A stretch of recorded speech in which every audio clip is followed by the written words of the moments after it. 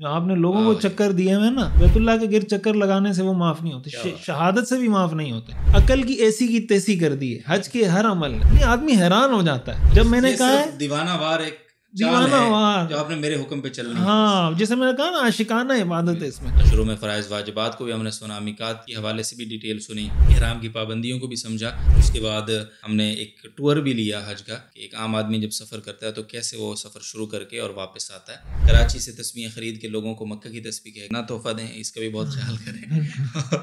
کھجوریں بھی.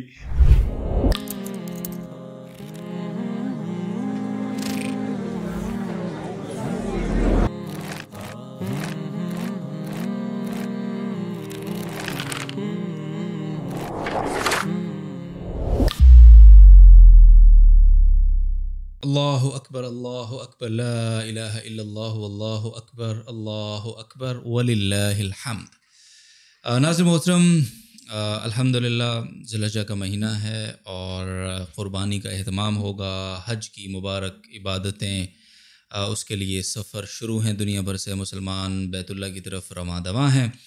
تو قربانی کے حوالے سے ایک کمپلیٹ گائیڈ پوڈ کاسٹ ہم نے کچھ وقت پہلے آپ کی خدمت میں پیش کر دیا ہے الحمدللہ. اگر آپ نے وہ نہیں سنا تو پلیز جا کر سنیے. اور اس میں قربانی کی ونٹ یعنی پرچیزنگ سے لے کر اور آخر تک اس کی گوشتی تقسیم تک کے سارے معاملات کو پراپر طریقے سے سمجھایا گیا ہے، بتایا گیا ہے. اور یہ اپنی نوعیت کا پہلا پوڈ کاسٹ تھا قربانی کے اوپر اس طرح سے اسپیسیفک. اور آج ہمارا جو پوڈ کاسٹ ہے یہ حج کے حوالے سے ہے، یعنی آج کا پوڈ کاسٹ حج گائیڈ پوڈ کاسٹ ہے. اس میں حج کی اقسام سے لے کر اور یعنی آپ یوں سمجھ لیجئے کہ حج کے لیے روانگی سے لے کر واپسی تک اور اس کے تمام جتنے بھی احکامات ہیں ان کو تفصیل سے ہم ڈسکس کریں گے. اور اتنے آسان اور عام فہم انداز میں اس کو ڈسکس کرنے کی کوشش کریں گے انشاءاللہ کہ ہر عام حاجی جس کو جو عالم دین نہیں ہے، جس کو دینی علوم سے بہت زیادہ شناسائی نہیں ہے، وہ بھی اس پوڈ کاسٹ کو سنیں تو اس کے لیے اپنا حج کرنا آسان اور سہل ہو جائے. ہمارے ساتھ موجود ہیں جناب مفتی رشید احمد خورشید صاحب. السلام علیکم ورحمۃ اللہ وبرکاتہ. وعلیکم السلام ورحمۃ اللہ. مصعب خیریت سے؟ الحمدللہ. آپ بہت سارے کورسز کرواتے رہتے ہیں ماشاءاللہ. حج کے حوالے سے بھی آپ نے یقیناً بہت کورسز کروائے، تو ہم نے آپ کو بہت ریلیونٹ سمجھا کہ انشاءاللہ آپ ایک کمپلیٹ گائیڈ دیں گے ہمارے ناظرین کو حج کے حوالے سے. تو آغاز کرتے ہیں جی. سب سے پہلے بہت شکریہ آپ کے وقت کا. سب سے پہلے حج کی اقسام ہم آپ سے پوچھنا چاہیں گے کہ کتنی قسم کا حج ہوتا ہے، یعنی اقسام کے اعتبار سے اگر آپ ہمیں بتائیں ہمارے ناظرین. بسم اللہ الرحمن الرحیم. سب سے پہلے تو آپ کا شکریہ، آپ نے ہمیں اس پوڈ کاسٹ میں گفتگو کرنے کا موقع فراہم کیا.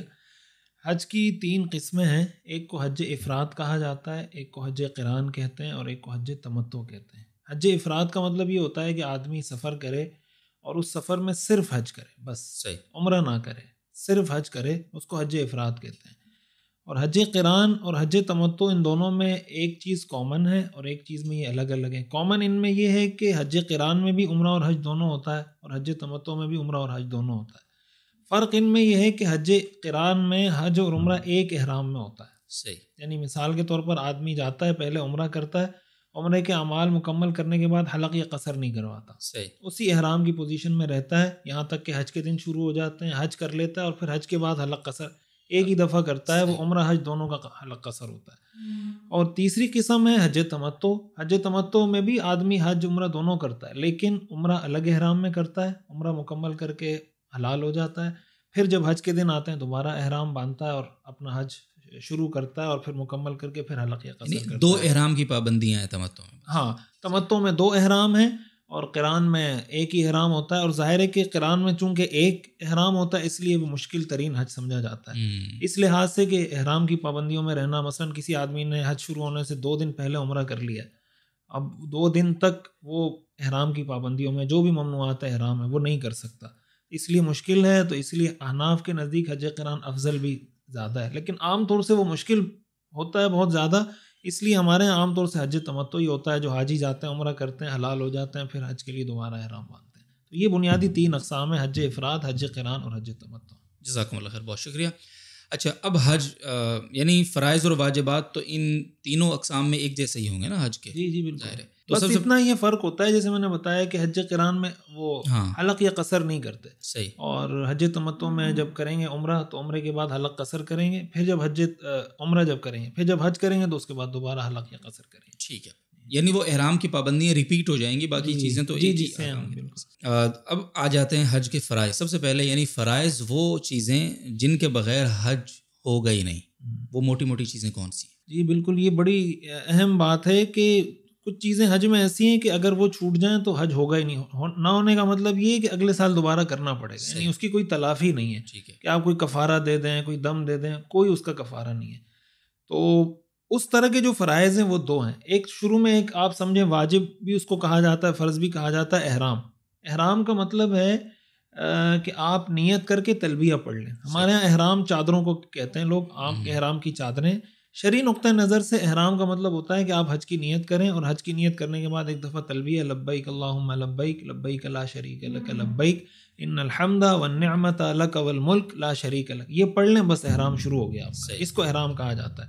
اور اسی سے احرام کی پابندیاں بھی شروع ہو جائیں گی کہ اب آپ خوشبو نہیں لگا سکتے، سلا ہوا لباس نہیں پہن سکتے، وغیرہ وغیرہ. احرام شروع میں باندھنا ہے. دوسرے نمبر پر جو حج کا رکن اعظم ہے، جو حج کا سب سے بڑا فرض سمجھا جاتا ہے، وہ ہے وقوف عرفات سے. یعنی 9 ذی الحجہ کو عرفات کے میدان میں جا کے ٹھہرنا، ظہر سے مغرب تک، یہ پورے ڈیوریشن میں وقوف کرنا یہ واجب ہے. اٹ سیلف تھوڑی دیر کے لیے وقوف کرنا یہ فرض ہے. یعنی اگر کوئی آدمی اس پورے دورانیے میں 1 سیکنڈ کے لیے بھی عرفات نہیں گیا، اس کا مطلب اس کا حج نہیں ہوا، اگلے سال اس کو دوبارہ آنا پڑے گا. دوسرا فرض حج کا وقوف عرفات ہے. اور تیسرا جو فرض حج کا وہ طواف زیارت ہے، کہ جب 10 ذی الحجہ کو قربانی ہو جاتی ہے، اس کا وقت اس کے بعد شروع ہوتا ہے، قربانی اور حلق کے بعد پھر طواف زیارت کیا جاتا ہے. اور وہ طواف زیارت 10 ذی الحجہ کو بھی ہو سکتا ہے، 11 کو بھی ہو سکتا ہے، 12 کو بھی ہو سکتا ہے. 12 ذی الحجہ کی مغرب سے پہلے اس طواف زیارت کا کرنا واجب ہے. اٹ سیلف یہ فرض ہے، لیکن 12 ذی الحجہ کے بعد اگر کوئی کر رہا ہوگا طواف زیارت تو اس پہ دم لازم ہو جائے گا. تو یہ بنیادی طور پہ تو 2 فرائض ہیں، وقوف عرفات اور طواف زیارت. احرام کو شروع میں ظاہر ہے کہ جب آدمی حج عمرے کے لیے جا رہا ہوتا ہے تو احرام اس کا ایک واجب ہے کہ اس کے بغیر اگر وہ جائے گا، احرام نہیں باندھے گا تو اس پہ دم لازم ہو جائے گا. تو یہ بنیادی فرائض ہیں. اس کے بغیر حج شروع بھی تو نہیں ہو سکے گا نا، شروع نہیں ہو سکے گا. یا تو اس کی 2 صورتیں، یا تو واپس میقات آئے اور احرام جو اس نیت اور تلبیہ پڑے اور پھر واپس، اور یا اگر وہ وہیں سے کنٹینیو کرے گا تو اس کو دم دینا پڑے. ٹھیک ہے. اچھا، حج کے واجبات کی طرف آنے سے پہلے یہ جو میقات والا مسئلہ ہے، اس کو ہم تھوڑا سا آپ سے سمجھنا چاہتے ہیں. میقات ظاہر ہے ہر علاقے کے اعتبار سے میقات بنیادی طور پر وہ یعنی ایک ریڈ لائن ہے جس کو کراس کرنے سے پہلے آپ کو احرام میں آنا ہے.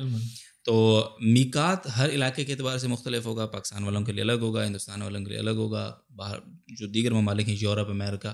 کوئی ایسا فارمولہ آپ ہمیں سمجھا سکتے ہیں کہ ایک عام آدمی کو، چاہے وہ دنیا کے کسی بھی خطے میں رہتا ہے، اس کو یہ سمجھ آ جائے کہ جہاں میں رہتا ہوں یہاں سے میقات یہ بنتا ہے؟ کوئی ایسا فارمولہ موجود ہے؟ دیکھیں، اس کو سمجھنے کے لیے یہ بات میرے خیال سے سمجھنی چاہیے کہ 3 طرح کے دائرے ہیں یا 3 طرح کی باؤنڈریز آپ کہہ سکتے ہیں. ایک باؤنڈری ہے جس کو کہا جاتا ہے حرم. صحیح.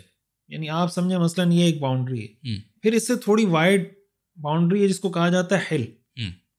پھر اس کے باہر کا ایریا جس کو آفاق کہا جاتا ہے. یعنی ایک حدود حرم ہے، ایک حدود حل ہے، اور ایک آفاق ہے.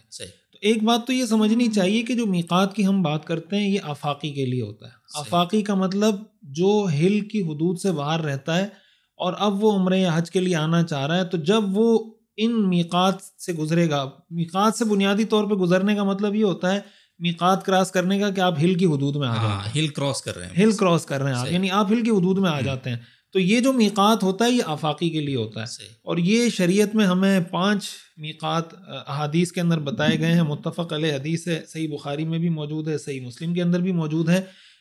ان میں ایک میقات ہے جس کو یلملم کہا جاتا ہے. یلملم آپ یہ کہہ سکتے ہیں کہ جو یمن سے جانے والی، یعنی آپ یہ سمجھیں کہ بیت اللہ کی جنوب میں، یعنی مثلاً بیت اللہ یہاں پر ہے تو یمن جنوب میں ہے. یہاں سے جب فلائٹ جاری ہوتی ہے تو یمن کے لوگوں کے لیے، یا اس سائڈ سے جتنے بھی ممالک جنوب کی طرف آتے ہیں جو وہاں سے گزرتے ہیں، ان کے لیے یلملم کی میقات ہے. اسی کے ساتھ ساتھ اب یہ یلملم کوئی جگہ ہے؟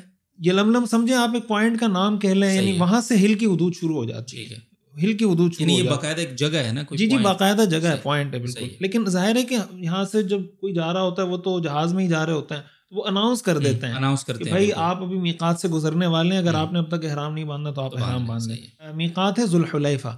ذوالحلیفہ یہ مدینہ والوں کے لیے, یعنی آپ یہ سمجھیں کہ یمن جنوب میں ہے بیت اللہ کے, اور مدینہ شمال میں ہے. یعنی جو یہاں سے آ رہا ہے وہ یلملم, اور جو یہاں سے آ رہا ہے وہ ذوالحلیفہ. یعنی آپ اس کو اپوزٹ بھی کہہ سکتے ہیں کہ جنوب والوں کے لیے یلملم اور شمال والوں کے لیے, مدینہ سے آنے والوں کے لیے ذوالحلیفہ ہے. یہ تقریباً 420 کلومیٹر دور ہے بیت اللہ سے, مکہ مکرمہ سے 420 کلومیٹر دور ہے. تیسرا میقات ہے جس کو جحفہ کہا جاتا ہے. یہ مکہ مکرمہ سے 186 کلومیٹر 186 کلومیٹر دور ہے. شام, مصر اور مغرب, یعنی شام سے جو آنے والے ہیں, مصر سے آنے والے, اور مغرب کا مطلب یہ سے مراکش ہے, الجزائر ہے اور تیونس ہے, یہ سارے مغربی, یعنی اس کو مغرب کہا جاتا ہے. تو یہاں سے آنے والے لوگوں کے لیے جو میقات ہے وہ جحفہ ہے, یعنی یہ اس حدود سے گزر کر آ رہے ہوتے ہیں. ٹھیک ہے. طرف کون سی بنتی ہے یہ؟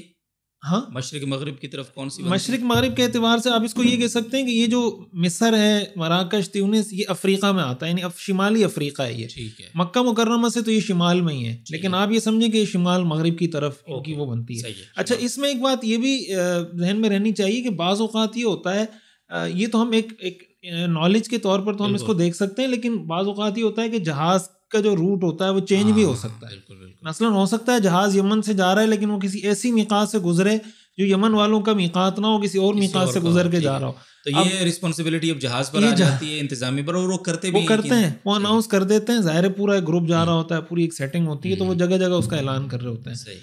اچھا, چوتھا میقات ہے قرن المنازل. اس کو آج کل السیل الکبیر کہتے ہیں. ٹھیک ہے.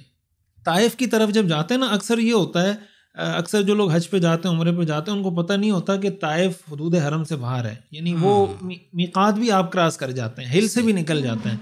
تو وہ طائف چلے جاتے ہیں زیارت کے لیے, واپس جب آتے ہیں ان کو پتہ چلتا ہے کہ ہم تو ہل کی حدود سے بھی باہر نکل گئے. پھر وہ سوال کرتے ہیں کہ ابھی ہم طائف آ گئے, ابھی ہم کیا احرام باندھیں؟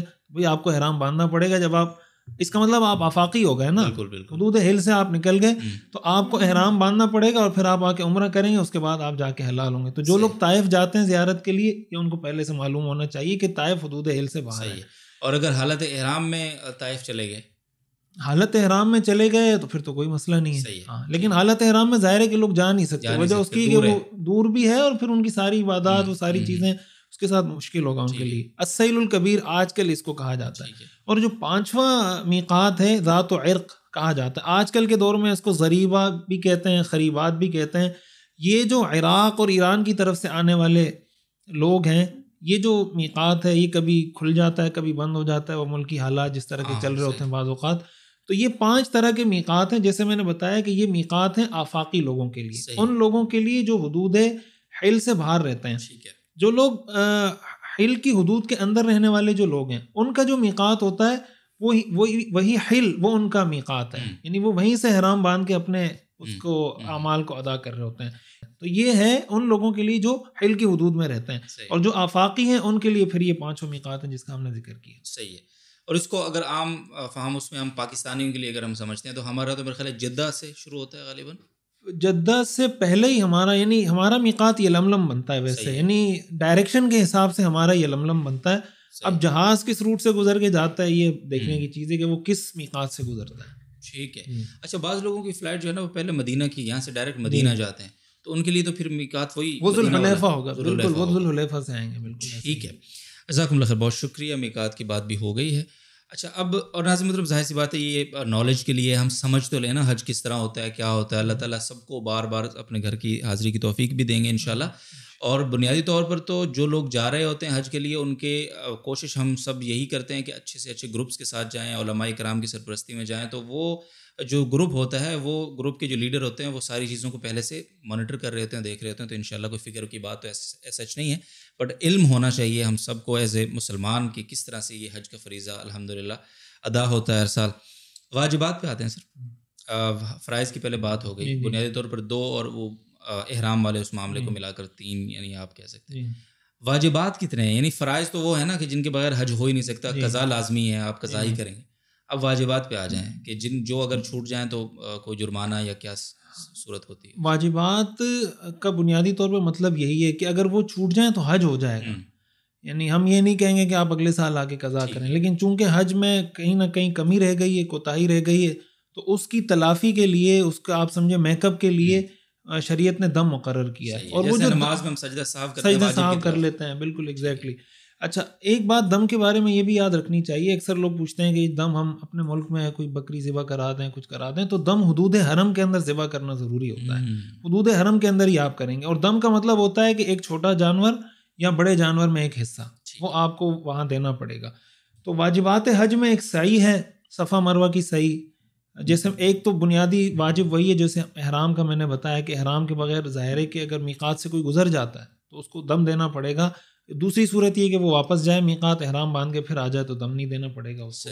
دوسری چیز ہے سعی. صفا مروہ کے درمیان جو 7 چکر لگائے جاتے ہیں، صفا سے مروہ تک ایک چکر شمار ہوتا ہے، مروہ سے صفا. یہاں یہ بھی بتا دوں کہ بعض لوگ سیکھ کے نہیں جاتے تو وہ یہ سمجھتے ہیں کہ صفا سے مروہ اور مروہ سے صفا ایک چکر ہے، اور اچھا خاصا ظاہر ہے کہ یہ اس کا مسافت ہے تو اچھے خاصے تھک جاتے ہیں. ہمارے ایک استاد بتا رہے تھے کہ میں ایک دفعہ صحیح کر رہا تھا، بولا ایک بابا جی تھے پتہ نہیں پنجاب کے کہاں کے، بولا میں جب گیا ہوں صحیح کے لیے اس وقت بیچاروں کا برا حال ہوا تھا، پسینے سے آ رہے ہیں جا رہے ہیں، آ رہے ہیں جا رہے ہیں. تو بولا میں نے ان کو کہا کہ بابا جی آپ کی صحیح آپ جا کیوں نہیں رہے؟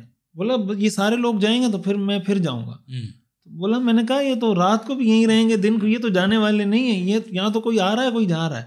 تو وہ یہ سمجھ رہے تھے کہ جب تک چلت پھرت ہو رہی ہے تو میں نے بھی چلنا پھرنا ہے. تو بعض لوگ یہ ان کو کنفیوژن ہوتی ہے کہ صفا سے مروہ اور مروہ سے صفا دونوں کو ملا کے ایک چکر ہے، یوں اس کا مطلب وہ 14 چکر لگا لیتے ہیں. ظاہر اچھے خاصے تھک جاتے ہیں، پھر بعد میں پریشان ہوتے ہیں، کسی ٹانگوں میں درد ہو رہا ہوتا ہے، کچھ ہو رہا ہوتا ہے. تو صفا سے مروہ ایک اور مروہ سے صفا یہ دوسرا چکر شمار ہوتا ہے. دوسرے نمبر پر جو واجب ہے حج کا وہ وقوف مزدلفہ ہے. وقوف عرفات فرض ہے، وقوف مزدلفہ واجب ہے. وقوف مزدلفہ 10 ذی الحجہ کی صبح کو ہوتا ہے، یعنی 10 ذی الحجہ کی صبح سے شروع ہوتا ہے، فجر کے بعد.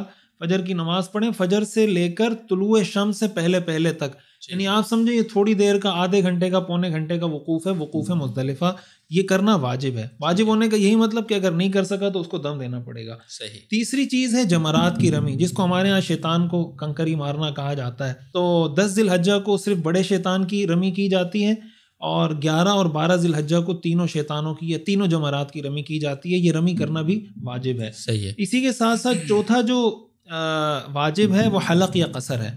یعنی جب آپ حج کے اعمال مکمل کر لیتے ہیں تو حج کے اعمال مکمل کرنے کے بعد آپ حلق کرواتے ہیں یا قصر کرواتے ہیں. بعض لوگ ایسے مسائل بھی پوچھ رہے ہوتے ہیں کہ وہ حج کے سارے اعمال کر کے اور مکمل کر کے پاکستان آ جاتا ہے، پھر کہتے ہیں ہمیں تو پتہ ہی نہیں تھا کہ حلق یا قصر بھی ہم نے کروانا تھا. تو اس لیے بڑا اہم ہے اس طرح کے سیشن یا اس طرح کی جو آپ لوگ گائیڈ کر رہے ہوتے ہیں کہ یار اتنا تو آدمی سیکھ کے جائے، 10 لاکھ 15 لاکھ 20 لاکھ روپے لگا کے جا رہے ہیں تو سیکھ کے جانا چاہیے. اسی کے ساتھ ساتھ طواف الوداع جس کو کہا جاتا ہے، الوداعی طواف، یعنی جب حاجی اپنے سارے اعمال مکمل کر کے طواف زیارت کر کے جب وہ مکہ سے جا رہا ہو تو یہ طواف وداع کہلاتا ہے. یہ کرنا واجب ہے، لیکن وہ خواتین جو مینسز کے ایام میں ہوں ان کے لیے طواف وداع کرنا واجب نہیں ہے، اس لیے کہ طواف کی بنیادی شرط پاکی ہے. اور ظاہر ہے کہ اگر وہ مینسز کے دنوں میں بعض اوقات مشکلات ہوتی ہیں تو وہ طواف وداع کیے بغیر وہاں سے آ سکتی ہیں، ان کے لیے یہ واجب نہیں ہے. ٹھیک ہے. تو اچھا، یہ طواف وداع جو ہے یہ حلق اور قصر کے بعد ہے نا؟ طواف وداع بالکل آخر میں، یعنی حج سارا مکمل ہونے کے بعد. تو اس کا مطلب ہے کہ یہ احرام کی پابندیوں سے نکلنے کے بعد ہے. ہاں احرام بالکل. طواف زیارت بھی حلق قصر کے بعد ہوتا ہے، یعنی جو حج کا فرض ہے وہ بھی حلق کے بعد ہوتا ہے. یہی وجہ ہے کہ حلق اور قصر کے بعد احرام کی 6 پابندیاں ختم ہو جاتی ہیں. ایک پابندی رہتی ہے، وہ ہے میاں بیوی کا ایک دوسرے کے لیے حلال ہونا. وہ جب حاجی طواف زیارت کر لیتا ہے اس کے بعد یہ 7ویں پابندی اس سے اٹھتی ہے. تو طواف زیارت بھی عام کپڑوں میں ہوتا ہے، طواف وداع بھی عام کپڑوں میں ہوتا ہے، وہ احرام کے لباس میں نہیں ہوتا. اسی کے ساتھ ساتھ جیسے میں نے پہلے بھی بتایا کہ عرفات میں ظہر سے مغرب تک اس پورے ڈیوریشن میں وقوف کرنا یہ واجب ہے. یعنی اٹ سیلف تھوڑی دیر کے لیے وقوف کرنا فرض ہے، اور ظہر سے مغرب تک، مثال کے طور پر کوئی آدمی ظہر میں گیا عصر کو نکل گیا، اس کا مطلب اس نے واجب چھوڑ دیا، اب اس کو اس کا دم دینا پڑے گا. تو اس پورے ڈیوریشن میں عرفات کی حدود میں رہنا یہ بھی حج کے واجبات میں سے ہے. تو یہ ساری یعنی آپ سمجھیں 7 بنیادی چیزیں ہیں جو حج کی واجبات میں سے.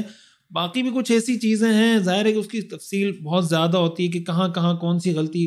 مثال کے طور پر جو احرام کی پابندیاں ہیں، ان احرام کی پابندیوں میں کہیں پر بھی کوئی غلطی ہو جائے تو بعض صورتیں ایسی ہوتی ہیں جس میں صدقہ لازم ہوتا ہے، بعض میں صدقہ فطر لازم ہوتا ہے، بعض میں دم لازم ہوتا ہے. اس کی تفصیل کے لیے یہ کہ جہاں جس کے ساتھ کوئی مسئلہ پیش آئے وہ کسی عالم دین سے، اپنے گروپ کے لیڈر سے. احرام کی جو پابندیوں کا آپ نے 7 پابندیوں کا ذکر کیا نا، تو اگر ان کو ہم احرام کی پابندیوں میں ایک تو یہ ہے کہ سلا و لباس نہیں پہن سکتے، خوشبو نہیں لگا سکتے، اچھا جناب مرد سر نہیں ڈھانپ سکتا. کچھ پابندیاں ایسی ہیں جو صرف مردوں کے لیے ہیں، کچھ مشترک ہیں. مرد سر نہیں ڈھانپ سکتا. اسی طرح عورت کے لیے چہرہ ڈھانپنا جائز نہیں. چہرہ ڈھانپنے کا مطلب یہ کہ اس پہ کپڑا نہیں لگنا چاہیے. اس کے لیے وہ ہیڈ ٹائپ آتی ہے کہ وہ ہیڈ اس کے آگے وہ حجاب آ جاتا ہے، تو پردہ بھی ہو جائے، چہرہ بھی کپڑے کو نہ لگے. اسی طرح خوشبو نہیں لگا سکتے، سلا و لباس نہیں پہن سکتے. سلے ہوئے لباس کا مطلب یہ کہ جو جسم کی ساخت کے مطابق بنا ہوا ہو. بعض اوقات یہ ہوتا ہے نا کسی کو موچ آ جاتی ہے، کوئی چوٹ لگ جاتی، پٹی باندھنی پڑتی ہے، یا وہ جو بعض اوقات ایک آتا ہے پاؤں پہ باندھ دیتے ہیں، پورا ایک پٹا سا آتا ہے، تو اگر وہ باندھ لیں ضرور، بس اوقات وہ بیگ سا باندھا ہوتا ہے، ہاں اس کا بھی کوئی مسئلہ نہیں. جب ہم کہتے ہیں سلا و لباس، بعض اوقات لوگ یہ بھی پوچھ رہے ہوتے ہیں کہ احرام کو سائڈوں سے سی سکتے ہیں یعنی دھاگے نکل، تو اس میں کوئی مسئلہ نہیں ہے. سلے ہوئے لباس کا مطلب یہ ہوتا ہے کہ جسمانی ساخت کے مطابق، یعنی مثال کے طور پر آستین ہے، معروف طریقے سے جیسے سلا ہوا ہوتا ہے، وہ مراد ہے. اسی طرح ناخن نہیں کاٹ سکتے، بال نہیں کاٹ سکتے. اس میں اس چیز کی احتیاط کرنی چاہیے. اسی لیے علماء فرماتے ہیں کہ بھائی آپ وضو کریں تو مسح کر رہے ہیں تو بہت زیادہ بالوں کو ایسے جھنجھوڑنا ہے، ایسے کہ اس سے بال گرنا شروع ہو جائیں. اس لیے کہ بال اگر زیادہ گریں تو پھر بعض اوقات ظاہر ہے کہ احرام کی خلاف ورزی ہو رہی ہے، تو بعض اوقات صدقہ دینا پڑتا ہے، اور بہت زیادہ کوئی اس کی حد درجے خلاف ورزی کر رہا ہو تو پھر اس میں اس کو بعض اوقات دم بھی دینا پڑ سکتا ہے. تو یہ ساری وہ ممنوعات احرام ہیں یا احرام کی پابندیاں جس کا آپ نے خیال رکھنا ہوتا ہے. اسی طرح مردوں کے لیے جو پیر کی ابھری ہوئی ہڈی ہے بیچ میں درمیان میں، جیسے پیر کے بیچ میں ہڈی ہوتی ہے، اس ہڈی کو کھلا رکھنا یہ بھی ضروری ہے. اور بعض علماء نے یہ بھی کہا ہے کہ جو ٹخنا ہے، یعنی ایک ہڈی یہاں ابھری ہوئی ہے، ایک ہڈی دائیں طرف جس کو ہم ٹخنے کہتے ہیں، شلوار ٹخنوں سے اوپر رکھیں، یہ دونوں ہڈیاں بھی کھلی ہوئی ہونی چاہیے. یعنی یہ بھی ممنوعات احرام میں سے. تو مرد کا سر بھی کھلا ہوا ہوگا اور پاؤں کھلا ہونے کا مطلب یہ کہ یہ ہڈیاں کم از کم کھلی ہوئی ہونی چاہیے. اور ظاہر ہم بستری کا وہ معاملہ، ہاں وہ بھی ممنوعات احرام میں سے کہ میاں بیوی کا ایک دوسرے کے ساتھ تعلق وہ جائز نہیں ہے. صحیح ہے. اچھا، یہ جو صدقہ ہوتا ہے، جن صورتوں میں صدقہ صرف لازم ہے، تو وہ صدقے کی مقدار کیا ہوگی صدقہ فطر کے؟ اصل میں یہ ڈپینڈ کرتا ہے. یعنی بعض اوقات یہ ہوتا ہے کہ اگر چھوٹی سی مثال کے طور پر کسی کے ہاتھ پہ خوشبو لگ گئی ہے، یا کسی کے 5-6 بال گر گئے ہیں، ممنوعات احرام میں سے کوئی کام بھی ہو گیا. اب اس کو دیکھا جاتا ہے کہ وہ کس حد تک، یعنی جرم کی نوعیت کیا ہے. اگر مثال کے طور پر ہلکی سی خوشبو ہاتھ پہ لگ گئی تو وہ 1-2 ریال بھی صدقہ کر دے، مطلب تھوڑا سا صدقہ کر دے. بعض اوقات یہ ہوتا ہے کہ جب جرم کی حیثیت تھوڑی بڑھ جاتی ہے تو پھر اس کو کہا جاتا ہے کہ آپ صدقہ فطر دیں.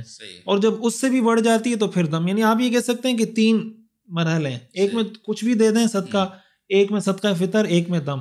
اب اس کا تعین یہ علماء کا کام ہے کہ اب آپ کے ہاتھ پہ خوشبو لگی کہ یہ خوشبو کتنی ہے، اس سے صدقہ فطر لازم ہوگا، صدقہ یا دم، یہ پھر وہاں کے مفتیان کرام یا علماء آپ کو بتا سکتے ہیں. اور دم جو دیتے ہیں جو لازم ہوتا ہے واجب چھوٹنے کی صورت میں، اس کی کوئی کیٹیگرائزیشن ہے یا ایک ہی بس جانور جس طرح آپ نے بتایا وہ یہ؟ دیکھیں دم ویسے تو کوئی بھی واجب چھوٹ جائے تو دم لازم ہوتا ہے، جیسے میں نے بتایا چھوٹا جانور یا بڑے جانور میں ایک حصہ. لیکن ایک اصطلاح ہے جس کو ہم بدنہ کہتے ہیں، وہ اس وقت لازم ہوتا ہے. مثال کے طور پر خواتین کا جیسے ہوتا ہے کہ وہ طواف زیارت ان کو کرنا ہے. اور طواف زیارت کے حوالے سے میں یہ بتا دوں کہ طواف زیارت ویسے تو 12 ذی الحجہ کی غروب سے پہلے کرنا لازم ہے، واجب ہے. یعنی 12 ذی الحجہ کے بعد کریں گے تو دم لازم ہو جائے گا. لیکن اگر خواتین اپنے مینسس کی وجہ سے طواف زیارت کو ڈیلے کرتی ہیں، مثلا 13 ذی الحجہ کو پاک ہو رہی ہیں 14 کو، تو ان پہ کوئی دم لازم نہیں ہوتا. البتہ بعض اوقات یہ ہوتا ہے کہ کسی کی فلائٹ ہے، مثلا 12 ذی الحجہ کو اس نے کرنا ہے اور 13 ذی الحجہ کو اس نے ہر حال میں نکلنا ہے، کوئی صورت نہیں بن سکتی، اور طواف زیارت ہے بھی فرض، نہیں کریں گے تو حج نہیں ہوگا. اب ایک مشکل میں آ جاتے ہیں، تو پھر فقہاء نے اس کے لیے یہ صورت لکھی ہے کہ بھائی وہ اور طواف حالت ہے یعنی پاکیزگی کی حالت میں کرنا بھی لازم ہے، واجب ہے، اس کے بغیر آپ طواف نہیں کر سکتے. تو اس کے لیے فقہاء نے یہ لکھا ہے کہ وہ اسی ناپاکی کی حالت میں طواف کر لے، اور طواف کرنے کے بعد ایک بدنہ کا مطلب بڑا جانور، تو اس پر بدنہ لازم ہوگا. وہ بدنہ اس کو حدود حرم میں ذبح کرنا ہوگا. عام حالات میں جو کوئی واجب چھوٹ جاتا ہے تو اس میں ایک دم یعنی چھوٹا جانور یا بڑے جانور کا ایک حصہ لازم ہوتا ہے. صحیح ہے، ٹھیک ہے جی، بہت بہت شکریہ، جزاک اللہ خیر. اور اب میں آپ سے تھوڑا سا اس حوالے سے پوچھنا چاہتا ہوں کہ ایک ہم ٹور کرتے ہیں، یعنی اگر ہم یوں سمجھیں کہ مفتی رشید احمد خورشید صاحب انشاءاللہ بار بار آپ کو لے کر جائیں گے ماشاءاللہ، اللہ آپ کی زبان مبارک کرے، آمین انشاءاللہ. اور آپ جو ہمارے ناظرین جو سن رہے ہیں آپ بھی دعا کریں انشاءاللہ. اور یہ یادیں بھی بڑی زبردست ہوتی ہیں، جو ظاہر ہے بہت سارے اللہ تعالیٰ کے برگزیدہ بندے ماشاءاللہ اس کے در پر ہیں، تو اللہ انشاءاللہ ہم سب کو جو بھی سن رہے ہیں جو بول رہے ہیں سب کو لے کر جائے. جو کیمرے پہ بیٹھے ہیں ادھر منہ کر کے ادھر منہ کر کے، پتہ نہیں آج منہ انہوں نے ایک دوسرے کے اپوزٹ کیے ہیں، خیر ہے ان کو. اچھا جی، آپ اگر مثلاً ماشاءاللہ یہاں سے روانہ ہو رہے ہیں تو روانگی سے واپسی تک کا ایک تھوڑا سا نا یعنی سیکوینس ہو جائے ذرا کہ چلیں جی احرام باندھا آپ گھر سے نکلے تھوڑا سا، تاکہ ہم ساری چیزیں اس میں سمرائز ہو جائیں گی. دیکھیں سب سے پہلے تو میں شارٹ کر کے چلوں گا. ظاہر ہے یہ تو ایک ایسی سمجھیں ایک عاشقانہ عبادت ہے، اس کو آپ جتنا تفصیل میں بیان کرتے چلے جائیں مزہ ہی آتا ہے آدمی کو. تو سب سے پہلے تو یہ حج کے لیے جانے سے پہلے انسان اپنے معاملات وغیرہ نمٹا کے جائے. کسی سے قرض لیا ہوا ہے لین دین دے سکتے ہیں ادا کر دیں، نہیں کر سکتے لوگوں کو بتا دیں بھائی میں کب دوں گا. معاملات صاف کر کے جائیں. کسی کا حق دبایا ہوا ہے، یہ ساری چیزیں وہ کہتے ہیں نا کہ بیت اللہ کے گرد چکر لگانے سے لوگوں کو دیے ہوئے چکر معاف نہیں ہوتے. جو آپ نے لوگوں کو چکر دیے ہوئے نا تو بیت اللہ کے گرد چکر لگانے سے وہ معاف نہیں ہوتے، شہادت سے بھی معاف نہیں ہوتے. یغفر للشہید کل ذنب الا الدین، شہید کے سارے گناہ معاف ہو جاتے ہیں، قرض معاف نہیں ہوتا. تو ایک تو اس چیز کا اہتمام کریں، اپنے معاملات حقوق العباد ساری چیزوں کو دیکھیں. گھر والوں کے اخراجات وہ ان کو دے کے جائیں کہ 40 دن آپ نہیں ہوں گے گھر کیسے چلے گئے، ساری چیزیں مینیج کریں. اس کے بعد صفائی ستھرائی پوری طرح اچھی طرح حاصل کریں، تاکہ آپ کو ظاہر ہے وہاں کئی دن رہنا ہے. بعض اوقات احرام میں یعنی حج کے دنوں میں 5 دن 6 دن رہنا پڑتا ہے، تو ان ساری صورتوں میں آپ کو صفائی وغیرہ یہ مسئلے مسائل آپ کو نہ ہو. صفائی ستھرائی اچھے طریقے سے حاصل کر لیں. اس کے بعد احرام کی چادریں ابھی سے پہن لیں، یعنی نکلنے سے پہلے تب بھی آپ کے پاس آپشن ہے. احرام کی چادریں پہن لیں، کوئی ٹینشن نہیں ہے، لیکن تلبیہ اور نیت نہ کریں. یہ ہم اس لیے کہتے ہیں کہ بعض اوقات فلائٹ ڈیلے ہو جاتی ہے، کینسل ہو جاتی ہے، کوئی بھی اچانک مسئلہ آ جاتا ہے، کسی وجہ سے رکنا پڑ جاتا ہے. تو اگر آپ نے تلبیہ اور نیت کر لی تو اب آپ کے پر احرام کی پابندیاں شروع ہو گئی. اس لیے علماء یہ فرماتے ہیں کہ آپ احرام کی چادریں باندھ لیں، اس میں کوئی مسئلہ نہیں، اس سے آپ کا احرام شروع نہیں ہوگا. احرام کی نیت اور تلبیہ آپ اس وقت کریں جب جہاز روانہ ہو جائے، یعنی آپ کو 100% یقین ہو جائے کہ اب انشاءاللہ پہنچنا ہی پہنچنا، کوئی ایسے بظاہر کوئی آثار نہ ہو رکنے کے. اس کے بعد نیت اور تلبیہ پڑھیں، اور جب 2 رکعت یعنی غسل کر لیں، احرام کی چادریں پہن لیں، 2 رکعت نفل نماز پڑھ کے اور پھر نکل جائیں. اور پھر جب تلبیہ کہنے کا موقع آئے، یعنی جب آپ جہاز کے اندر تلبیہ کہہ رہے ہوں، تو تلبیہ کے بارے میں شریعت کا ایک اصول یہ تلبیہ کو بلند آواز سے کہنا چاہیے. عام طور سے تلبیہ کہتے ہوئے لوگ شرماتے ہیں کہ یار پتہ نہیں کیا ہوگا، یعنی یہ ایک ترانہ ہے، بالکل یعنی حاجی کا ترانہ ہے کہ ہر وقت لبیک اللہم لبیک. وہ نہیں شرماتے، رواج ہے وہ تو لاؤڈ سپیکر پر بازاروں میں جگہ جگہ، مطلب وہ تکبیرات تشریق بھی اسی طرح وہ کر رہے ہوتے ہیں. تو اس کا اہتمام کریں تلبیہ کا. اور پہنچ گئے وہاں پر آپ ایئرپورٹ پہنچ گئے. وہاں سے ایک بہت بڑا ایک اصول حج کا یہ ہے، علماء فرماتے ہیں کہ حج میں جو بڑا امتحان ہوتا ہے وہ صبر کا ہوتا ہے. صبر کا اس لیے ہوتا ہے کہ آدمی تو یہاں سے یہ سمجھتا ہے میں حج کرنے جا رہا ہوں، اتنی بڑی وہاں جاؤں گا، پروٹوکول ہوگا ہر طرف، ویلکم کے وہ ہوں گے، زمزم میں ہوں گے، اور بس کوئی وہ پھول لے کے کھڑا ہوگا. تو کوئی وہاں جاتے ہیں تو بہت خوار ہونا پڑتا ہے، رش ہے نا، ساری دنیا سے ایک وقت میں فلائٹیں آ رہی ہیں، مطلب سینکڑوں فلائٹیں آ رہی ہیں، اور ایک پورا عوام کا پورا ایک رش ہوتا ہے. بعض اوقات 4 5 6 7 گھنٹے انتظار کرنا پڑتا ہے. تو حج کی قبولیت کی ایک علامت علماء نے یہ لکھی ہے کہ آپ اس میں صبر کتنا کر پاتے ہیں. جتنا آپ صبر کر پائیں گے اتنا آپ اللہ سے امید رکھیں کہ انشاءاللہ آپ کا حج قبول ہوگا. تو ایک تو اس چیز کا کہ بے صبری کا مظاہرہ نہ کریں. پھر جب آپ کی بس آئے گی آپ وہاں سے نکلیں، اپنے ہوٹل چلے جائیں. اب ظاہر ہے کہ حج تمتع لوگ کرتے ہیں، اب احرام باندھا ہوا ہے تو احرام کی پابندیوں میں تو جا کے عمرہ کر لیں. عمرے کے بنیادی طور پر یہی 4 کام ہوتے ہیں. یہ شروع میں احرام تو ویسے ہی باندھ چکے ہیں، اور آخر میں حلق یا قصر ہوتا ہے، بیچ میں طواف اور سعی، یعنی آپ جائیں طواف کریں 7 چکر بیت اللہ کے. بیت اللہ کے اوپر جو پہلی نظر پڑتی ہے، پہلی نظر پڑتے ہی دعا کی قبولیت کے حوالے سے کوئی حدیث ہے؟ جی بالکل، بیت اللہ میں اور حج کے موقع پر خصوصاً دعا کی قبولیت کے کچھ مقامات بھی ہیں اور کچھ اوقات بھی ہیں. تو یہ ان اوقات میں سے ایک وقت ہے کہ جس وقت دعائیں قبول ہوتی ہیں، اور دعا کی قبولیت کی تقریباً کوئی 15 مقامات بھی ہیں جہاں دعائیں قبول ہوتی ہیں. تو طواف کریں، طواف کرنے کے بعد سعی کریں، سعی کرنے کے بعد حلق یا قصر کریں، آپ کا عمرہ مکمل ہو گیا. اب آپ اپنا لباس پہن لیں، سلاوہ جو بھی. اس کے بعد آپ مزید عمرے کرنا چاہتے ہیں تو مسجد عائشہ یا کہیں بھی جا کے آپ احرام باندھ لیں، جتنے عمرے کرنا چاہتے ہیں کریں. اور حج کے دن آئیں گے 8 ذی الحجہ کو. مسجد عائشہ سے احرام باندھنے والا کیا چکر ہے؟ یہ ایک کوئی میقات ہے، یہ حل والوں کے لیے یہ حدود حرم میں ہے نا، تو ان کے لیے میقات حل ہے. تو مسجد عائشہ میقات نہیں ہے. مسجد عائشہ سمجھیں حل کی حدود حل ہے، یعنی آپ حرم سے نکل جاتے ہیں، حرم سے نکل جاتے ہیں. تو حرم والوں کے لیے جو میقات ہے وہ حل ہے. حدود والوں کے لیے میقات حل ہے، اور حل والوں کے لیے میقات حرم والوں کے حل والوں کے لیے حج کا جو ہے وہ میقات ہی ہے، اور عمرے کے لیے وہی حل ان کا، وہی ان کا میقات ہے. تو اس کے بعد حج کے جو ایام ہیں وہ 5 دن ہیں. حج کے 5 دن ہیں، 8، 9، 10، 11، 12 ذی الحجہ. یعنی آپ سمجھیں عید کے 3 دن، 10، 11، 12 اور عید سے پہلے کے 2 دن، یہ حج کے 5 دن ہیں. حج کا پہلا دن ہے 8 ذی الحجہ. آپ احرام باندھیں اور منا چلے جائیں گے، فجر پڑھ کے احرام باندھیں اور منا چلے جائیں. یہ جو پہلا دن ہے 8 ذی الحجہ، یہ پورا منا میں گزرے گا. منا میں کوئی خاص عمل نہیں ہے. اس کو علماء نے لکھا ہے کہ یہ اللہ کے حضور پیش ہونے کی انتظار گاہ ہے. یعنی 8 ذی الحجہ کو کوئی عمل نہیں، آپ منا میں رہیں گے.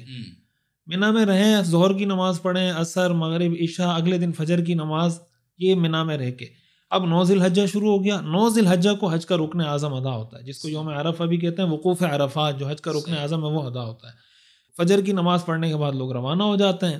عرفات ظہر تک، ظہر سے پہلے پہنچنا ضروری ہے. ظہر سے مغرب تک وقوف عرفات ہوتا ہے. وقوف عرفات میں کوئی خاص عمل نہیں ہے. عمل یہی ہے کہ بس وہاں رکیں، رہنا ہے، اللہ سے مانگیں، کھڑے ہو کر، بیٹھ کر، سجدے میں دعائیں کریں. اس کا کوئی پس منظر بنیادی طور پہ تو یہی کہ رسول اللہ صلی اللہ علیہ وسلم نے جب دعائیں مانگی تھی مختلف، تو آپ صلی اللہ علیہ وسلم کی بہت ساری دعائیں وہ تھی جو عرفات میں قبول ہوئی تھی. اور آپ نے یہاں کھڑے ہو کر، جیسے ایک عام دعا کا تو اصول یہ نا کہ آپ سینے تک ہاتھ اٹھا لیں. عرفات میں ہر طریقے سے دعا مانگنی چاہیے. یعنی آپ یہاں تک ہاتھ اٹھائیں. حدیث میں جو اور طریقے ثابت ہیں کہ آسمانوں کی طرف ہاتھ اٹھائیں. بعض روایت میں یہ بھی آتا ہے کہ آپ دعا مانگتے تھے یہاں تک کہ آپ کی بغل کی سفیدی ہمیں نظر آنے لگ جاتی تھی. یعنی اس میں ہر طرح سے اللہ سے مانگیں جو پاسبل طریقہ ہے. ایک گزارش میں یہ کروں گا کہ وہاں بھی اگر کوئی ٹک ٹاک استعمال کر رہا ہے وقوف عرفات کے موقع پر، یا فیس بک، یا یہ چیزیں، تو خدا کے لیے 5 دن کے لیے تو چھوڑ دینی چاہیے یہ چیزیں. یعنی اتنی بڑی اپرچونٹی اللہ نے کروڑوں اربوں مسلمانوں میں سے آپ کو دی ہے، منتخب لوگوں کو، وہ اس کو ضائع کر دیں تو یہ بہت خطرے کی بات ہے. وقوف عرفات حج کا رکن اعظم میں مغرب کی اذان ہو جائے تو مغرب کی اذان کے بعد حج کی ہر عبادت میں ایک چیز جو بڑی واضح جھلکتی ہے نا، کہ اس کو اگر آپ تھوڑا آسان الفاظ میں کہیں کہ عقل کی ایسی کی تیسی کر دی ہے حج کے ہر عمل نے. یعنی آدمی حیران ہو جاتا ہے. یعنی آپ بتائیں نا، ایک آدمی یہاں سے 15 لاکھ 20 لاکھ روپے خرچ کر کے جا رہا ہے، اس کو صلہ و لباس پہننے کی اجازت نہیں ہے. ویسے شریعت کہتی ہے کہ خوشبو بہت اچھی چیز ہے، سنت عمل ہے، اور حج میں آپ خوشبو کے قریب نہیں آ سکتے. یعنی احرام کی حالت میں آپ اس کے قریب نہیں آ سکتے. بالکل. اب آپ ناخن نہیں کاٹ سکتے، بال نہیں کاٹ سکتے. اچھا، ویسے آتا ہے کہ حرم کی ایک نماز 1 لاکھ نمازوں کے برابر ہے. 8 ذی الحجہ کو کہا جا رہا ہے کہ مینا میں نمازیں پڑھو. ایک آدمی کہہ سکتا ہے نا کہ یار وہاں 1 لاکھ کی نمازیں مل رہی ہیں، یا ایک نماز کی 1 نماز، شریعت کا حکم ہے کرنا ہے. اب وقوف عرفات ہے، حج کا رکن اعظم ہے، سب سے اہم رکن. کیا کرنا ہے؟ بس اس میدان میں رہنا ہے، کوئی کام نہیں ہے. مطلب کوئی ایسی اسپیشل عبادت وہاں نہیں ہے، یہ خود عبادت ہے. اچھا، اب مغرب کی اذان ہوئی تو مغرب کی اذان ہونے کے بعد حکم یہ ہے کہ مغرب کی نماز یہاں نہیں پڑھ سکتے. مغرب کی اذان ہوگی، اذان آپ نے سننی ہے، پھر یہاں سے نکل جانا ہے مزدلفہ. اب مزدلفہ میں جا کے مغرب اور عشاء کی نماز ایک ساتھ پڑھنی ہے، جمع کرنی ہے. پہلے مغرب کی نماز پڑھیں. اب مطلب عقل سے سوچیں تو کوئی تک نہیں بنتی نا کہ یار مغرب کی اذان ہوگی، مغرب کی نماز پڑھ کے چلے جاتے ہیں. لیکن شریعت اللہ تعالیٰ یہ بتانا چاہتے ہیں کہ بھائی مغرب کی نماز میں، عشاء کی نماز میں وقت میں کچھ نہیں رکھا. اصل میرے حکم ہے، جب میں نے کہا ہے دیوانہ وار جو آپ نے میرے حکم پہ چلنا، ہاں، جیسے میں نے کہا نا عاشقانہ عبادت ہے اس میں.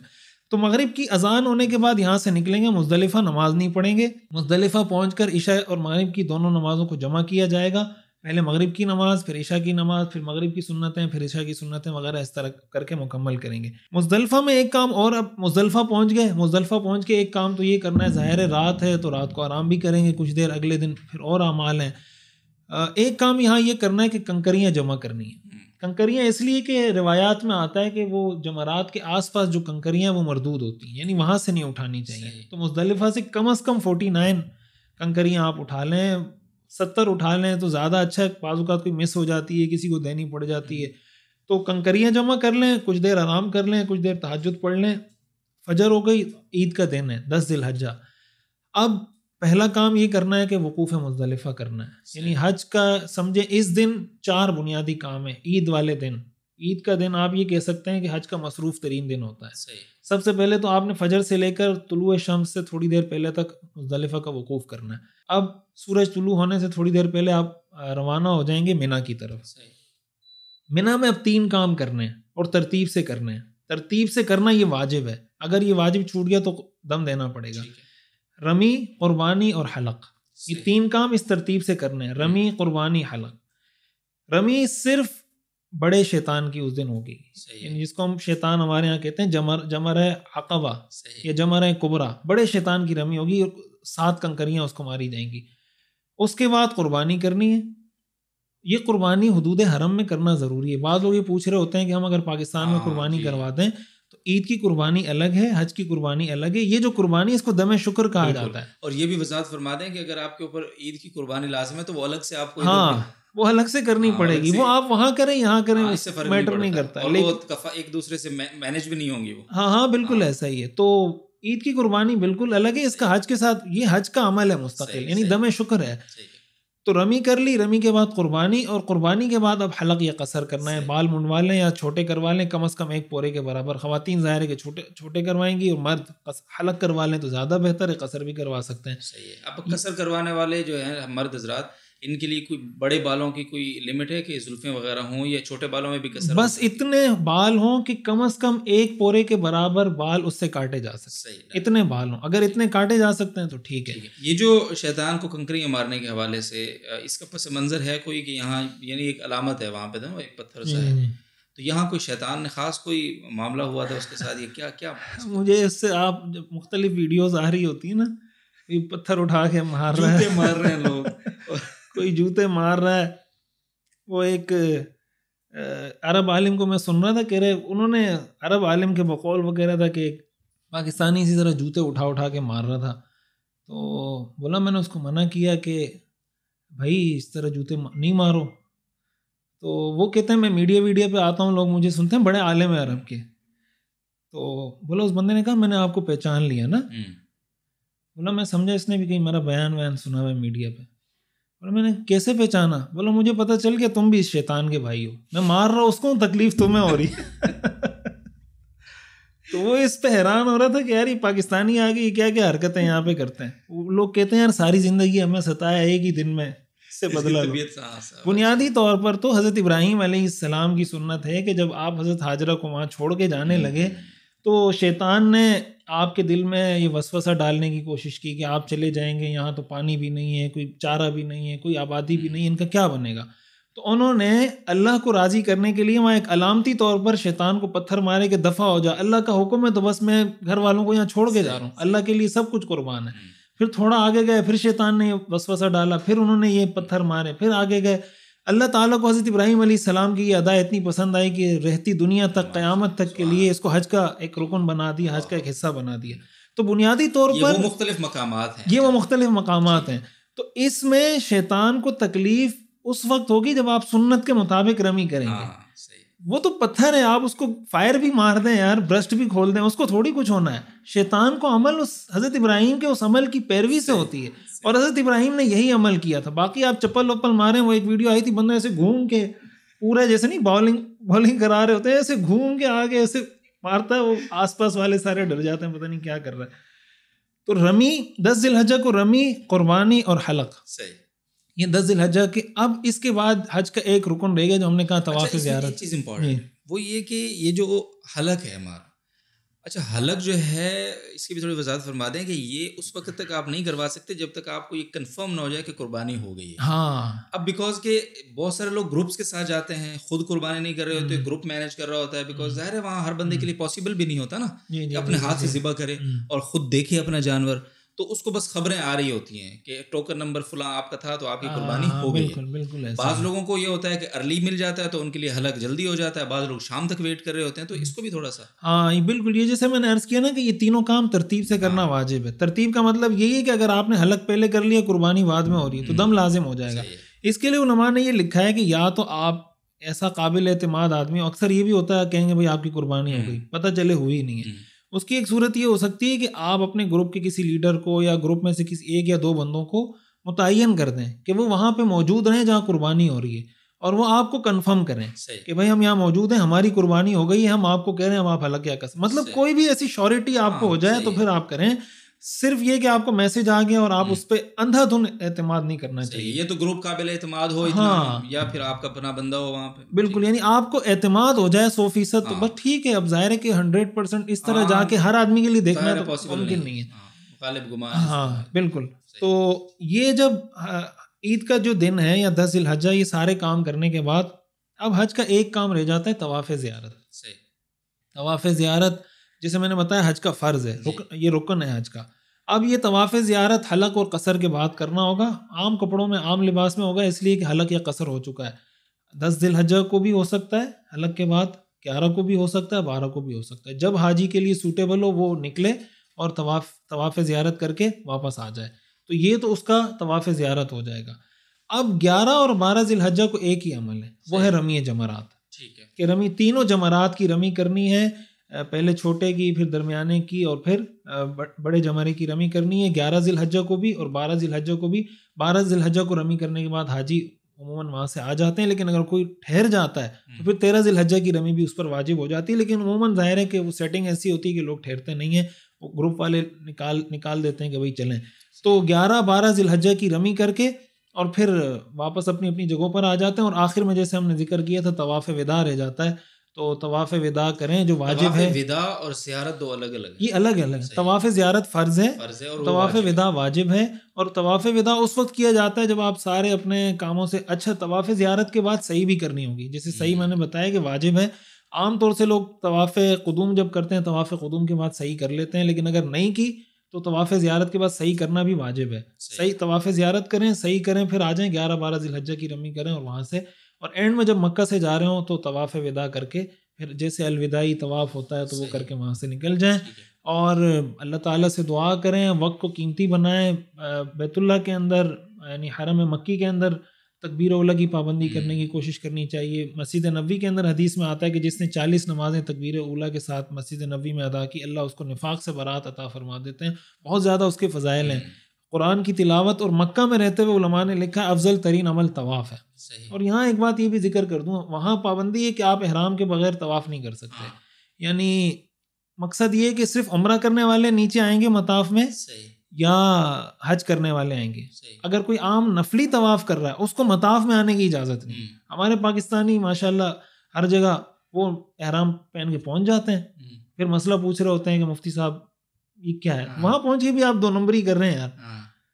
بھائی آپ کو الاؤ نہیں ہے, اس لیے کہ آپ نفلی طواف کر رہے ہیں, لیکن آپ صرف احرام کی چادریں پہن لیتے ہیں لوگوں کو دھوکہ دینے کے لیے کہ میں بھی عمرہ کروں, حالانکہ آپ عمرہ نہیں کر رہے. وہی بات ہے, ان چکروں سے وہ چکر مارتے ہیں. ان چکروں سے وہ, تو دیکھیں یہ سارے جو انتظامی معاملات ہیں تو لوگوں کی سہولت کے لیے بنائے گئے ہیں.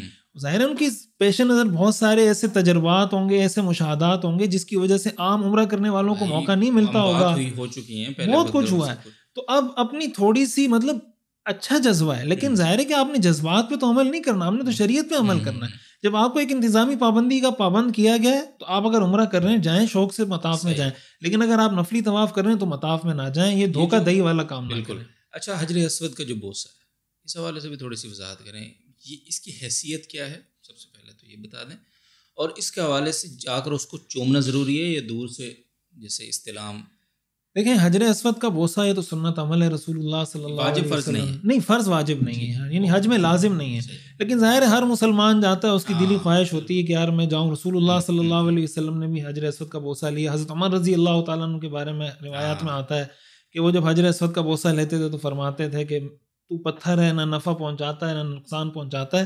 اگر میں نے اللہ کے رسول کو تجھے بوسہ لیتے ہوئے نہیں دیکھا ہوتا تو میں کبھی تیرا بوسہ نہیں لیتا.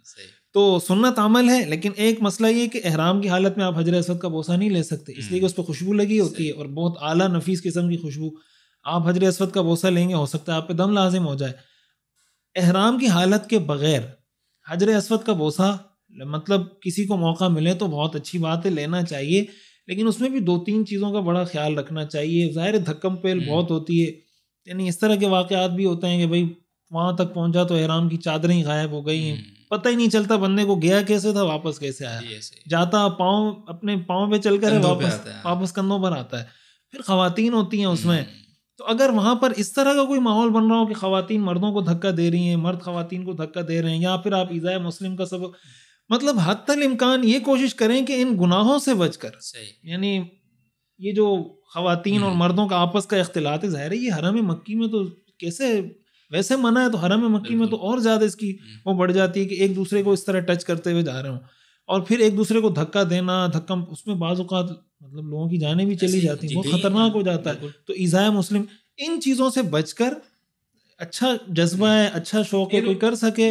باقی ظاہر ہے یہ جو استلام ہے، استقبال ہے، یہ تو اسی لیے ہر طواف حجر اسود سے شروع ہوتا ہے، اور استلام یعنی آپ اشارہ کر دیں اس سے اور اس کو احرام کا بھی کچھ نہیں ہوگا اور کام بھی ہو جائے گا، اس کا قائم مقام کے طور پہ یہ ہو سکتا ہے، بالکل ہو سکتا ہے. اچھا ایک یہ جو بیت اللہ، یہ جو حرم کی پابندی، اس کے احرام کی پابندی میں خوشبو والا معاملہ ہے، اس کے اندر ایک تو یہ حجر اسود والا آپ نے بتا دیا، دوسرا یہ کہ جو لوگ بیت اللہ سے چمٹتے ہیں، جو غلاف کعبہ سے، اس میں بھی سیم یہی مسئلہ ہے. اسی لیے احرام کی حالت میں نہیں کرنا چاہیے. جب آپ طواف زیارت کر رہے ہیں پھر کر سکتے ہیں، یا عام آپ کوئی طواف کر رہے ہیں، طواف وداع یا کوئی اس میں کر. اچھا بعض لوگ برکت کے لیے وہ غلاف کعبہ کے دھاگے کھینچ کر لاتے ہیں، اس کا کیا یہ کیسے جائز ہو سکتا ہے؟ یہ تو اگر ایک ایک دھاگا خدا کے گھر کی چوری، ہاں نا، اس کیسے جائز؟ کوئی اور توجہ نہیں. بالکل اس کی کیسے یہ تو آپ یہ سمجھیں کہ آپ کا کوئی مرید ہو اور آپ کے کپڑوں سے ایک ایک دھاگا نکالنا شروع کر دیں برکت کے لیے. یا جیسے بعض لوگ کہتے ہیں ہم نے حضرت کی جوتیاں برکت کے لیے چوری کی ہیں، کہ ہمیں حضرت پہنتے تھے یہ کپڑے، تو آپ حضرت کے کپڑے چوری کر کے لے جائیں.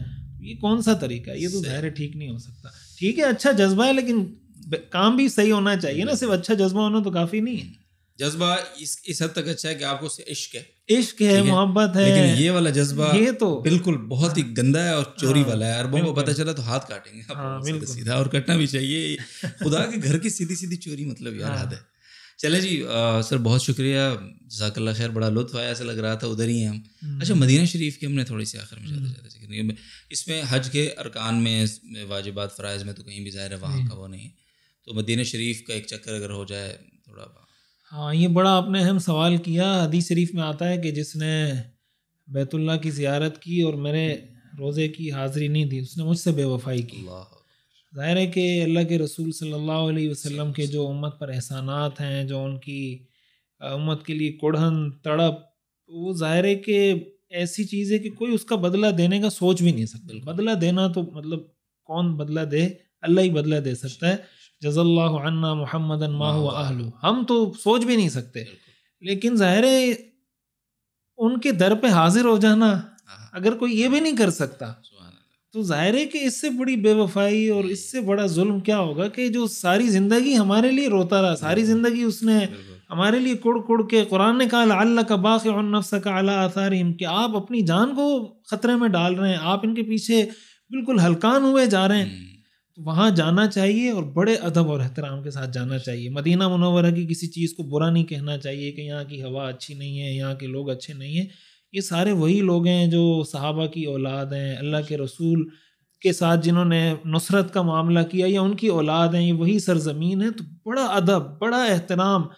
وہاں جا کے بھی روضہ رسول پہ لوگ جا کے سیلفیاں لے رہے ہوتے ہیں، حتیٰ کہ یہ کر رہے ہوتے ہیں کہ ویڈیو کال کر کے کہتے ہیں جی آپ اپنا سلام براہ راست پیش کرتے ہیں. تو یہ قرآن کریم میں آتا ہے یا ایھا الذین آمنوا لا ترفعوا اصواتکم فوق صوت النبی ولا تجهروا له بالقول كجهر بعضکم لبعض ان تحبط اعمالکم وانتم لا تشعرون، کہ نبی کے سامنے اپنی آواز کو بلند کرنا اتنا بڑا گناہ ہے کہ سارے کے سارے اعمال ختم ہو جائیں گے. یعنی آپ نے 40 سال نمازیں پڑھی ہیں نا، یہ ایسا گناہ ہے 40 سال کی نمازیں گئی، اتنا بڑا گناہ ہے یہ. تو اللہ کے رسول کے روزے پر یہ آیت جب نازل ہوئی، روایات میں آتا ہے کہ بہت سارے صحابہ نے بات کرنا چھوڑ دی تھی کہ کہیں حضور کی آواز سے ہماری آواز بلند نہ ہو جائے. ہمارے اکابر کے آپ حالات پڑھیں ان کے بارے میں تو آتا ہے کہ وہ تو روزہ رسول کے سامنے نہیں جاتے تھے کہ ہم کس منہ سے جائیں گے. یعنی ہم نے کیا کیا ہے، ان کی سنت پہ ہم نے عمل کتنا کیا ہے. تو وہ بالکل یعنی روضہ رسول کی بس پینتی کی طرف جہاں آپ کے قدم مبارک ہیں وہاں بیٹھے رہتے تھے دور دور سے کہ یا رسول اللہ ہماری ہمت نہیں آنے کی. جیسے ہی سبز گنبد نظر آئے گا زندگی کا کرینہ بدل جائے تو بدل جانا چاہیے وہ ایکچولی. یعنی ہم جو روٹین میں چیزیں کر رہے ہوتے ہیں تو ان سے بالکل الگ. وہاں انسان کو ایک احساس شرمندگی ہونا چاہیے، احساس ندامت ہونا چاہیے کہ یار میں کس کے در پہ آیا ہوں اور انہوں نے میرے لیے کیا کیا اور میں نے ان کے لیے کیا کیا، میں نے ان کی سنتوں کے ساتھ کیا کیا. وہ ایک شعر ہے نا کہ میں تیرے مزار کی جالیوں ہی کی مدحتوں میں مگن رہا، تیرے دشمنوں نے تیرے چمن میں خزاں کا جال بچھا دیا. جو تبسم رخ عزیز تھا اسے تیرے غم نے رلا دیا. کبھی وہ جو ہے نا کہ تیرے دل میں یہ بھی کسک ہوئی کہ جو تبسم رخ عزیز تھا اسے تیرے غم نے رلا دیا. تو آپ صلی اللہ علیہ وسلم پر درود پڑھا جائے کثرت سے. ادب سب سے اہم چیز مدینہ منورہ میں رہتے ادب ہے. ہر چیز کا ادب کریں، احترام کریں، بڑے ادب سے روزہ رسول پر حاضری دیں اپنی شرمندگی اور ندامت کے احساس کے ساتھ. تو جیسے میں نے بتایا مسجد نبوی میں 40 نمازیں تکبیر اولیٰ کے ساتھ پڑھنا، اس کی بہت زیادہ فضیلت احادیث میں آئی ہے. یہ کوشش کرنی چاہیے کہ مسجد نبوی میں کم از کم 40 نمازیں تکبیر اولیٰ کے ساتھ پڑھ لی جائیں. اور پھر روزہ ریاض الجنہ کے اندر مابین نبیتی و منبری روضۃ من ریاض، اس کا بھی ایک پورا آج کل پروسیجر بنا دیا گیا، اپلیکیشن کے ذریعے اس کی اپروول لینی پڑتی. جو بھی اس کا پروسیجر ہے کوشش کرنی چاہیے وہاں بھی حاضری دی جائے، وہاں نماز پڑھ لی جائے، دعاؤں کا اہتمام کر لیا جائے. تو ظاہر ہے وہاں دعا کرنے کا مطلب آپ جنت کے ٹکڑے میں کھڑے ہو کے دعائیں مانگ رہے ہیں، تو اللہ تعالیٰ قبول بھی فرمائیں گے اس کو. جزاکم اللہ خیر. بہت بہت شکریہ. ناظرین محترم یہاں جاتے جاتے یہ بھی کہ آپ مدینہ شریف جاتے ہیں، مکہ مکرمہ میں حاضری ہوتی ہے، تو جو آپ کے گائیڈ ہیں یا آپ کا جو گروپ ہے انتخاب کرنے میں اس چیز کا بہت خیال رکھیں کہ وہ لوگ پہلے سے ان جگہوں کو جانتے ہیں. اچھا بعض جگہیں وہاں پہ ایسی ہیں ان دونوں مقامات پہ مکہ مکرمہ مدینہ منورہ کہ وہ ہر ایک کو ان کی تاریخ نہیں پتہ. حضرت استاد صاحب دامت برکاتہ ان کے ساتھ جو حضرات جاتے ہیں تو وہ بتاتے ہیں کہ حضرت ایسی جگہوں کی ہم پچھلی دفعہ آئے تھے تو ہم تو ایسے ہی گزر گئے کہ امہات المومنین کے حوالے سے، ان کی رہائش گاہوں کے حوالے سے، پھر وہ حضرت عثمان ان کی یادگاریں، صحابہ کرام کی بہت ساری چھوٹی چھوٹی یادگاریں ہیں. اور وہ ایک بہت ماہر آدمی کو ہی پتہ ہوتا ہے، وہ ہر کسی کو پتہ نہیں ہوتا ہے ایکچولی. تو یہ موقع اللہ نے دیا ہے تو ان کی زیارت کر آئیں. اس طرح جو غزوات کے میدان ہیں، غزوہ احد ہے، اس پہاڑ کو سلام کر کے آئیں کہ جس پہاڑ نے بہرحال نبی کریم صلی اللہ علیہ وسلم کے ساتھ جس کی بڑی وفاداری ہے. اور پھر اس کے بعد مکہ مکرمہ میں اگر ہیں تو طائف کی طرف جائیں، وہاں لوگ جاتے ہیں لیکن وہی پابندیاں جن کا خیال کرنے کا ہم نے ذکر سنا ہے مفتی صاحب سے، ان کا خیال رکھتے ہوئے. تو بہرحال الحمدللہ ایک بڑا کمپلیٹ گائیڈ ٹائپ کا پوڈ کاسٹ تھا. شروع میں فرائض واجبات کو بھی ہم نے سنا، میقات کے حوالے سے بھی ڈیٹیل سنی، احرام کی پابندیوں کو بھی سمجھا، اور اسی طرح سے ہم اس کے بعد ہم نے ایک ٹور بھی لیا حج کا کہ ایک عام آدمی جب سفر کرتا ہے تو کیسے وہ سفر شروع کر کے اور واپس آتا ہے. تو یہ ساری چیزیں کیں. اور بہرحال یہ ہے کہ دوسری آخری بات یہ بھی ہے کہ اگر آپ وہاں سے واپس آ رہے ہیں تو کراچی سے تسبیحیں خرید کے لوگوں کو مکہ کی تسبیح کہہ کے نہ تحفہ دیں، اس کا بھی بہت خیال کریں. کھجوریں بھی زمزم میں بہت زیادہ پانی کی ملاوٹ نہ کریں کہ اس کا اثر ہی زائل نہیں ہوتا. کبھی کبھی ایسا نہ ہو زائل ہو ہی جائے خدا کے بندو جتنا پانی ملاتے ہیں آپ لوگ. اور یہ جو آخری بات میرے ذہن میں کافی دیر سے آ رہی ہے کہ جو حج تمتع ہے اس کے اندر ہمیں عمرے کی قربانی اور حج کی 2 قربانی یہاں پہ ہوں گی؟ پھر نہیں، ایک ہی قربانی. یہ حج جو قربانی ہوتی ہے یہ حج افراد میں نہیں ہوتی. صحیح. یا حج قران یا حج تمتع. اور یہ قربانی بنیادی طور پہ دم شکر کہلاتی. دم شکر کا مطلب ایک سفر میں دونوں عبادتیں جمع کرنے کا اللہ نے موقع دیا. آپ نے بتایا تھا نا کہ 2 الگ الگ احراموں میں پہننے ہیں. ہاں، احرام الگ الگ ہوں گے، قربانی ایک ہی ہوگی. تمتع میں بھی ایک ہی قربانی ہے. اس میں جو حلال ہونا ہے وہ یعنی قربانی کے بغیر حلق کر کے ہم حلال ہو جائیں گے. قربانی تمتع میں ہاں، عمرے میں تو ویسے بھی قربانی نہیں ہے، تو عمرے میں تو عمرہ کر کے مکمل حلال ہو جائیں گے. جب حج ادا کریں گے پھر اس میں قربانی. ٹھیک ہے، جزاکم اللہ خیر. بہت شکریہ، بہت مزہ آیا. جزاک اللہ. ناظرین محترم، اللہ تعالیٰ سے آخر بار پھر دعا کہ اللہ تعالیٰ ہمیں بھی سب کو اپنے گھر کی مقبول حاضری بار بار عطا فرمائیں اور ہمیں ایسے کام کرنے کی توفیق عطا کریں، ایسے اعمال کرنے کی کہ ہم وہ اعمال ہماری اس قبولیت کا، اس بلاوے کا سبب بن جائیں. اور آخر میں جاتے جاتے تکبیرات پڑھیں گے. اللہ اکبر لا الہ الا اللہ واللہ اکبر وللہ الحمد. 9 ذی الحج کی فجر سے 13 ذی الحج کی عصر تک ویسے بھی واجب ہیں یہ. اور یہ بات بھی مفتی صاحب کہ یہ 3 بار واجب نہیں ہے، ایک ہی بار ہے، ایک بار واجب ہے. اور سنت بھی نہیں ہے. اگر کوئی 3 بار سنت سمجھ کے بھی پڑھتا ہے تو اس کو بھی علماء نے منع کیا ہے. تو بہرحال اور ان دنوں میں ویسے عام چلتے پھرتے اس کو پڑھتے رہنا کثرت سے پڑھتے رہنا چاہیے. البتہ اس وقت کی بات کر رہے ہیں نمازوں کی بات کی, خواتین پست آواز سے پڑھیں گی اس کو.